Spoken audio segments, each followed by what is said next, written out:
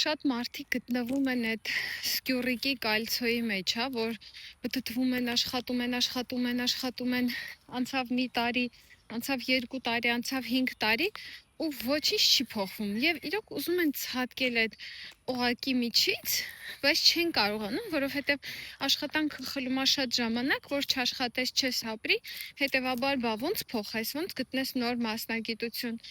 ոնց գտնես նոր հնարավորություն կյանքում, եթե այս աշխատանքը արդեն քո կյանքի մի մեծ մասն է կազմում։ Ուրեմն ասեմ, որ ցանցային մարքեթինգի բիզնեսը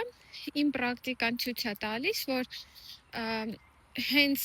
շատ լավ էլ սկսում են անել այն մարդիկ, ովքեր արդեն աշխատում են որտեղ, օրինակ իմ գործընկերուհի ոսկե տնօրեն Նաիրա Ասատրյանը, ինքը աշխատում էր նոտարական թարգմանչուհի եւ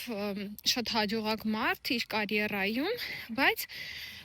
սկսեց այդ ամենի հետ մեկտեղ ցանցային մարքեթինգի բիզնեսը։ Թամազյան Աննան աշխատում էր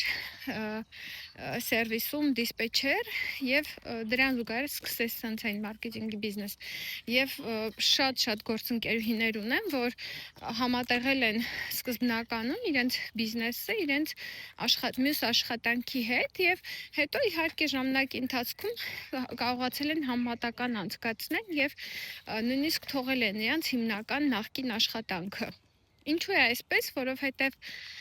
բոլորս էլ հաշվել գիտենք ու հասկանում ենք, որ այս աշխատանքին տրամադրեցիր այսքան ջանք, այսքան ժամանակ, այսքան փող, մյուս աշխատանքին այսքան եւ մարդիկ դնում են կշերքին եւ արդեն այդ ժամանակ որոշում են։ Եվ ինչի է ցանցային մարքեթինգի բիզնեսը հեշտ սկսել, երբ որ դու աշխատում ես, որովհետեւ ցանցային մարքեթինգի բիզնեսը on-line է, ազատ գրաֆիկով է եւ ինքը քեզանից չի պահանջում ոչինչ բացի քո հեռախոսը։ Դա նամակագրություն է, դա զանգ է, դա զրույց է, որը շատ մարդիկ նույնիսկ աշխատավայրից կարողանում են անել։ Եվ նույնիսկ աշխատանքի գնալուց են կարողանում այդ նամակները գրեն, աշխատանքից վերադառնալուց, հերթի մեջ, հա, բանկում հերթ ես կանգնած, միջև թեյնիկդ միացրեցիր եռումա, որ կարող ես թեյ խմես, կարող ես այդ ընթացքում բիզնեսը զարգացնես։ Եվ հենց այդ է ունիկալությունը ցանցային մարքեթինգի բիզնեսի, որ թույլ է տալիս վարձու աշխատողին կարողանալ իր այդ առօրեական